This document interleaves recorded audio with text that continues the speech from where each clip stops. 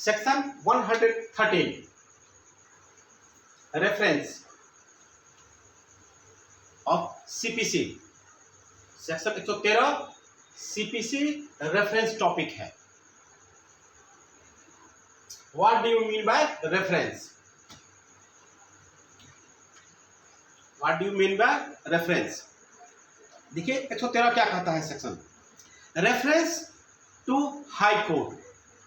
ध्यान सुनिएगा, reference to high court subject to such conditions and limitations as may be prescribed, any court state a case and refer the same for the opinion of the high courts, and the high court may make such order thereon as it thinks fit।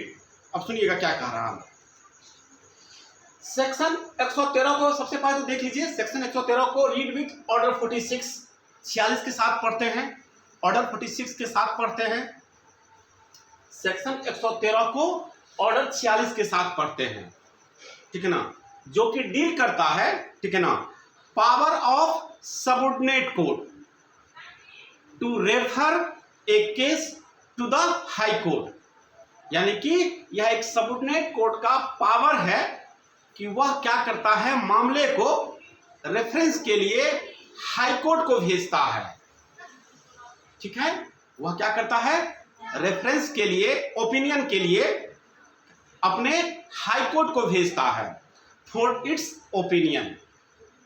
ठीक है, section 113 को जब read with 46 करते हैं, जो कि यह deal करता है, ठीक है ना, कि सबऑर्डिनेट कोर्ट, ठीक है ना, क्या करता है, किसी केस को हाई कोर्ट को भेजता है उसके ओपिनियन के लिए। ठीक है ना, क्लियर? जहां कहीं भी, एक सिंपल सा बात समझ लीजिए इसको, जहां कहीं भी सबऑर्डिनेट कोर्ट को ऐसा लगता है कि यह मामला क्वेश्चन ऑफ लॉ से फंसा हुआ है, यह मामला क्वेश्चन ऑफ लॉ से रिलेटेड है, ठीक है ना, और इसमें जो है उसकी तरफ से कोई एरर आ सकता है, तो वो उस एरर से बचने के लिए क्या करता है, रेफरेंस के लिए मामले को अपने हाई कोर्ट भेज देता है और उसके ओपिनियन का वेट करता है। वहां से जो ओपिनियन आता है उस हिसाब से वो अपना ऑर्डर पास करता है, डिग्री पास करता है, जजमेंट पास करता है। क्लियर? कोई दिक्कत इसमें? कोई दिक्कत इसमें? मतलब समझ गए, रेफरेंस का मतलब समझ गए? अब आइए, किस जो सेकंड पॉइंट उठता है कि ये किस किस ग्राउंड पे रेफरेंस के लिए भेजता है, ये बहुत इंपॉर्टेंट चीज है, ध्यान से समझिएगा। वो सेकंड हम पॉइंट बनाए हैं, ग्राउंड्स ऑफ रेफरेंस। किस ग्राउंड पे वो कोर्ट जो है रेफरेंस के लिए भेजता है? कोई सबऑर्डिनेट कोर्ट हाई कोर्ट को जो रेफरेंस के लिए भेजती है, तो किस ग्राउंड पे, किस आधार पे? इसका section 113 read with order 46 rule 1 देखिएगा। ऑर्डर 46 रूल 1, रूल 1 बैरक लेके बैठिए सब लोग, बैरक पे देखिए लिखा हुआ है, order 46 rule 1 lays down following grounds of circumstances, ठीक है ना, with when reference can be made to the high court. लिखा हुआ है आपको रूल 1 में, वहां पे क्या लिखा हुआ है, कुछ ग्राउंड्स लिखे हुए हैं, कुछ सर्कमस्टांसेस लिखे हुए हैं, जहां पे क्या होता है, सबऑर्डिनेट कोर्ट जो हाई कोर्ट को रेफरेंस के लिए भेजता है। तो क्या क्या, ध्यान से, अगर आप लोग लिखना चाहें इसको लिख भी सकते हैं, लिख के जाइएगा, हम धीरे धीरे बोलते हैं, आप लोग लिख लीजिए, बड़ा अच्छा है। Rule 1,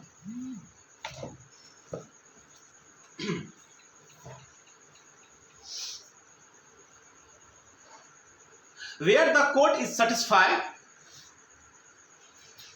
where the court is satisfied, अगर कोर्ट को लगता है, अगर कोर्ट सेटिस्फाई है, that the case pending before it, जो मामला उसके पास पेंडिंग है, जो मामला उसके साथ पेंडिंग है, उसके पास, उसके यहां, ठीक है ना, before it involves a question as to the validity of any act ordinance or regulation, ध्यान समझिएगा, ठीक है ना। अगर कोर्ट को ऐसा लगता है कि जो मामला उसके पास पेंडिंग है, ठीक है ना, वहां पे क्वेश्चन अराइज हो रहा है, किस चीज को लेके क्वेश्चन अराइज हो रहा है, तो कहता है किसी एक्ट के, किसी ऑर्डिनेंस के या किसी रेगुलेशन के वैलिडिटी को लेके, वैधता को लेके, कि यह एक्ट, ठीक है ना, अभी वैलिड है या नहीं है, यह रेगुलेशन अभी वैलिड है या नहीं है, यह ऑर्डिनेंस अभी वैलिड है या नहीं है।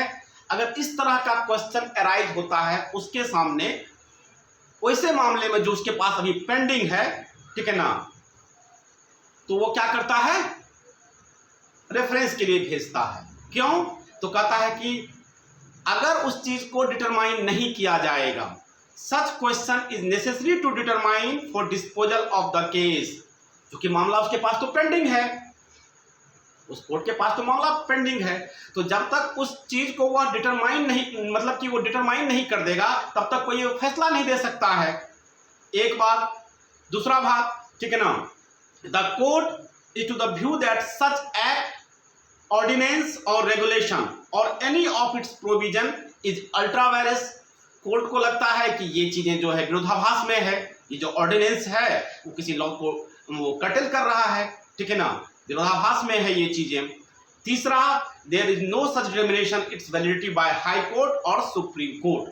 प्रोविजो में लिखा हुआ है, सेक्शन 113 के प्रोविजो में ये बातें लिखी हुई है, ठीक है ना, कि इस मामले पे हाई कोर्ट ने या सुप्रीम कोर्ट ने कोई रोशनी नहीं डाली है अभी तक, ठीक है ना। अभी तक इसके वैलिडिटी को लेकर हाई कोर्ट ने या सुप्रीम कोर्ट ने कुछ नहीं कहा है। तो जब हाई कोर्ट ने ही कुछ नहीं कहा है और सुप्रीम कोर्ट का ऐसा कोई जजमेंट ही नहीं है जो कि बताता है कि ये वैलिड है या नहीं है, तो अब बिना इस चीज के जाने हुए वो कोई फैसला दे नहीं सकता है सबऑर्डिनेट कोर्ट। तो क्या करता है, रेफरेंस के लिए भेज देता है हाई कोर्ट। क्लियर, मामला समझ रहे हैं सभी लोग? बताइएगा, क्लियर है ना। अगर कोई चीज क्वेश्चन ऑफ लॉ जहां फंस जाता है, सिंपल सा बात समझ लो इस चीज को, कि अगर सबऑर्डिनेट कोर्ट के पास, ठीक है ना, कोई क्वेश्चन ऑफ लॉ फंस जाता है और उस चीज को लेकर वह कोई क्लियर लॉ नहीं है, कोई क्लियर जो है, कोई सुप्रीम कोर्ट का या हाई कोर्ट का कोई जो है क्लियर व्यू नहीं आया है, और लग रहा है क्या कि यह किसी ऑर्डिनेंस के, किसी एक्ट के, किसी लॉ के वैलिडिटी को चेक, मतलब वैलिडिटी पर क्वेश्चन है कि ये लॉ वैलिड है या नहीं है, यह ऑर्डिनेंस वैलिड है या नहीं है, और हाई कोर्ट सुप्रीम कोर्ट उस बारे में अभी तक कुछ नहीं कहा है, ठीक है ना। तो सबऑर्डिनेट कोर्ट क्या करेगा, ठीक है ना, उसको रेफरेंस के लिए हाई कोर्ट भेज देगी। क्लियर, बताइएगा। अगर एक तो ये ग्राउंड है, दूसरा ग्राउंड क्या है, ठीक है ना, रूल 1 में ही लिखा हुआ है, ऑर्डर 46 के रूल 1 में लिखा हुआ है क्या, तो वेयर द सबऑर्डिनेट कोर्ट, ठीक है ना, एंटरटेन ए रीजनेबल, ठीक है ना, doubt as to any question of law usages having the force of law, यानी कि जहां कहीं भी, ठीक है ना, उसको रीजनेबल डाउट होता है, ठीक है ना, किसी लॉ को इन्फोर्स, अभी लॉ इन्फोर्स है या नहीं है, या कोई यूजेज इन्फोर्स है या नहीं है, अगर उसको रीजनेबल डाउट होता है उस चीज को लेके, तो वो क्या करता है, भेज देता है कहां पे, हाई कोर्ट में रेफरेंस के लिए। क्लियर, बताइए सभी लोग, क्लियर, एकदम सिंपल सिंपल चीजें हैं, ठीक है ना। हम लोग इन जनरल भी यूज करते हैं, जहां कहीं भी हम लोग फंस जाते हैं, जहां कहीं भी हम लोग किसी पॉइंट को लेके फंस जाते हैं, तो हम लोग बुक खोलते हैं ना रेफरेंस के लिए, आप लोग सुने भी होंगे ये चीजें, ठीक है ना, किसी अच्छे राइटर का बुक निकालते हैं रेफरेंस के लिए, लिखते हैं ना वो रेफरेंस, इस बुक का रेफरेंस लिया गया है, हाँ या ना।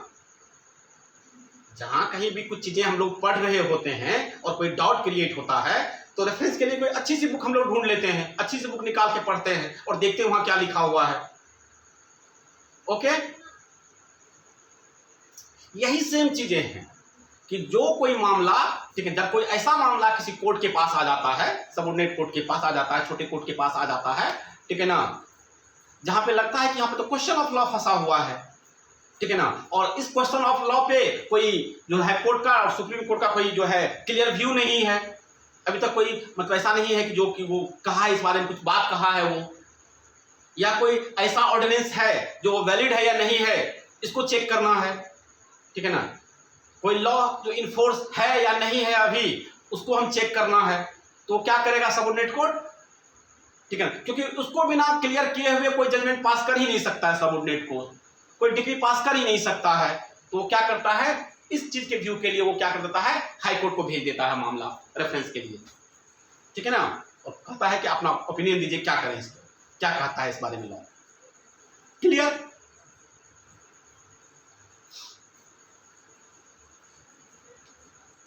अब आइए, सेकेंड पॉइंट है मेरा conditions for making reference. Conditions for making reference,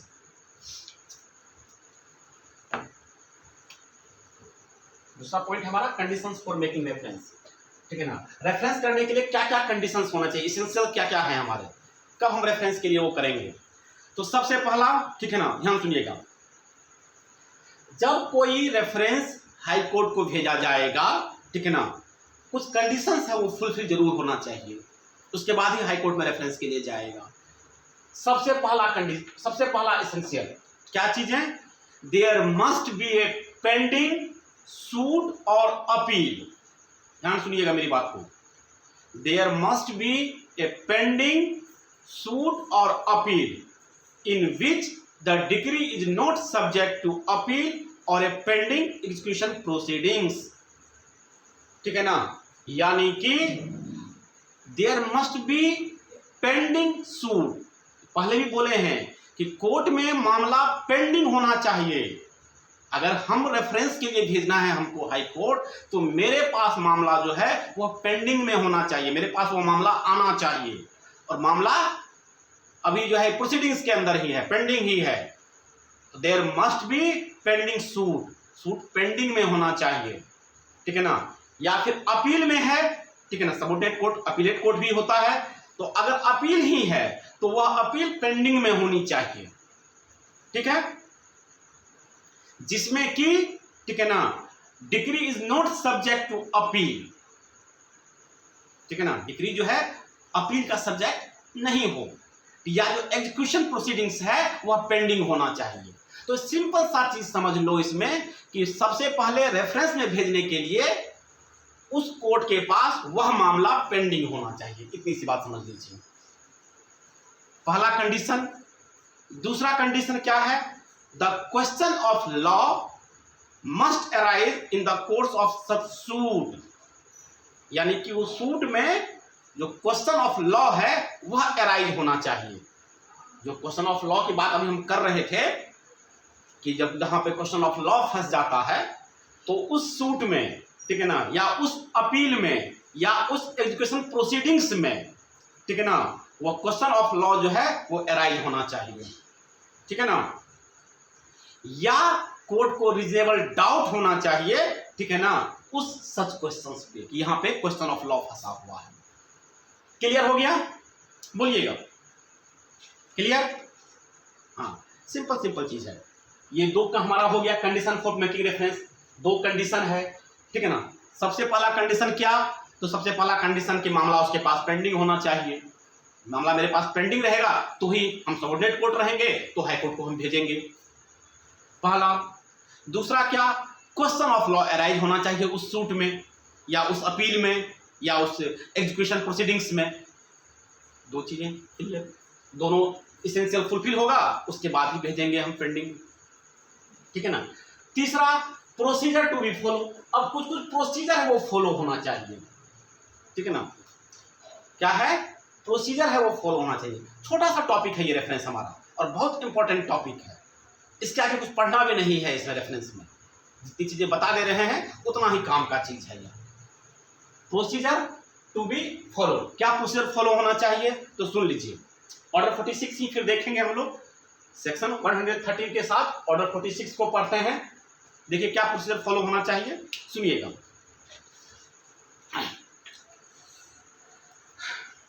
the referring court should draw up A statement of the facts of the case.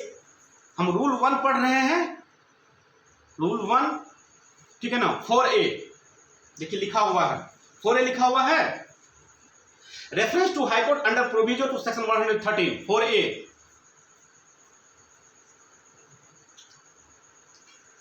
Order 46,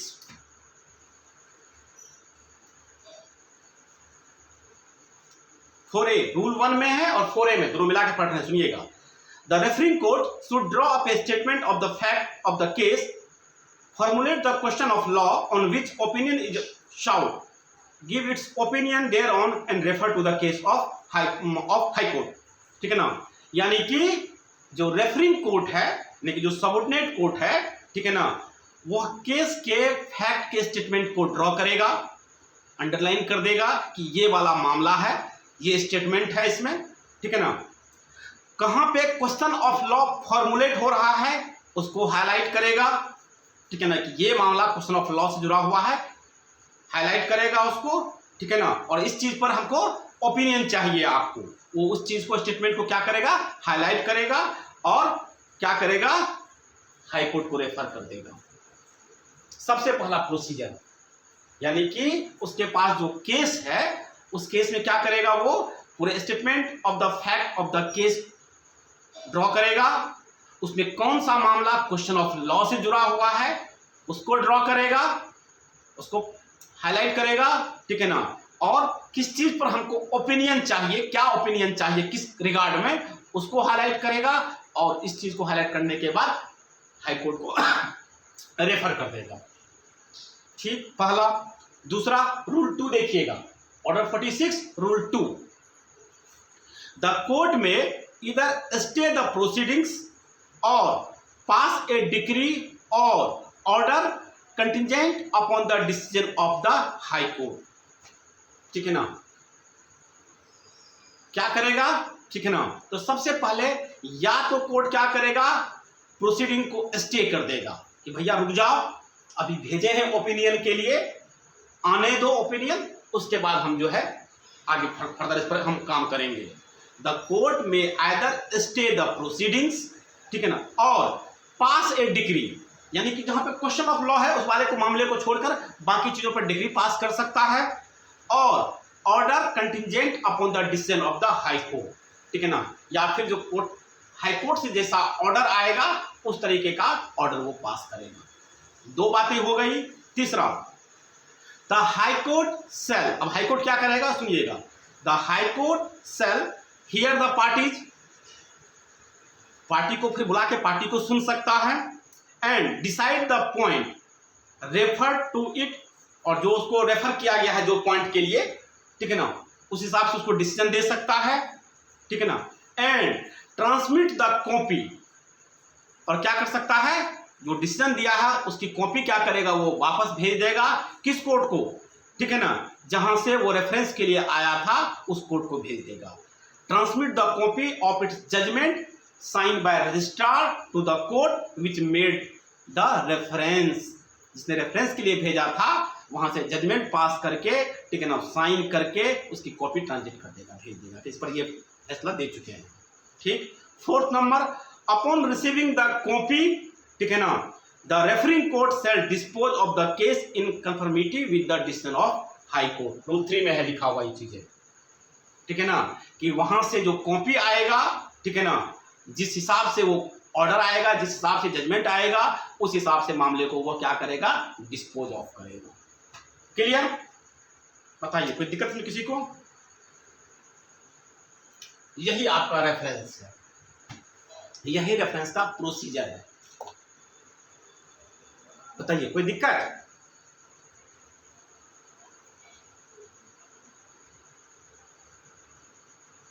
ये रेफरेंस है, इसमें इतना ही चीज करना है। क्वेश्चन यही पूछता है एग्जाम में आप लोगों को, ठीक है ना, what do you mean by reference, ठीक है ना, और रेफरेंस में आपको इतना चीज लिखना है। सेक्शन 113 रेफरेंस कहते किसको हैं, लिखा हुआ है 113 में। रीड विथ ऑर्डर 46 46 में पढ़ते हैं, रूल 1 पढ़ते हैं, 2 पढ़ते हैं, 3 पढ़ते हैं, 4A पढ़ते हैं। उसमें किस ग्राउंड, कौन सा ग्राउंड पे रेफरेंस में जाया जाता है, तो सिंपल सा चीज समझ लो, जहां पे लॉ फंसा हुआ है, ठीक है, कोई ऑर्डिनेंस की वैलिडिटी की बात होगी, ठीक है ना, कहीं पे कोई एक्ट है उसकी वैलिडिटी की बात होगी और क्लियर नहीं है, ठीक है ना। जैसे कि आपको एक छोटा सा एग्जांपल देते हैं, समझ में आ जाएगा आप लोग को। बिहार में जब नया नया शराबबंदी हुआ था ना बिहार में, ठीक है, तो हाँ, तो जो यहाँ पर जो क्रिमिनल कोड था, ठीक है ना, उसको बहुत सारा चीज समझ में नहीं आ रहा था, क्योंकि नीतीश कुमार हर 2 दिन पे कुछ ना कुछ नया कानून बना दे रहा था। आप लोगों को पता होगा शायद, ध्यान में, ठीक है ना। वो कहा था कि अगर किसी के घर में पकड़ाएगा तो घर के मुखिया को मतलब जो हेड होंगे उसको गिरफ्तार कर लेंगे, किसी गांव में पकड़ाएगा तो गांव के मुखिया को पकड़ लेंगे, ये सब इस तरह का आया था ना, सुने होंगे आप लोग ध्यान से। किसी स्कूल में बोतल मिल जाएगा तो उसके प्रिंसिपल को गिरफ्तार कर लिया जाएगा। नहीं, हाँ राहुल ध्यान है, हाँ, किसी के खेत में रहेगा तो उस खेत का मालिक को गिरफ्तार कर लेंगे। तो अब ये सब, हाँ ये सब इतना मतलब ये चीजें था, इसकी वैलिडिटी चेक होनी थी भाई। ऐसे कैसे हो सकता है कि किसी के खेत में मिलेगा मालिक गिरफ्तार कर ले, ऐसे तो हमको दूसरे के खेत में फेंक देते। तो ये सब मामला हाईकोर्ट में फिर जाता था रेफरेंस के लिए, तब फिर वहां से जो है उसको लेजिस्लेचर से वो क्लियर करवा के उसको करेक्शन करवा के तब फिर भेजता था यहाँ पे, तब जाके एक बार बहुत दिनों के बाद एक अच्छा लॉ बन के आया था। नहीं तो हर 2 दिन बाद एक नया कानून बन जाता था शराबबंदी पे। तो that is for reference. Okay, चलिए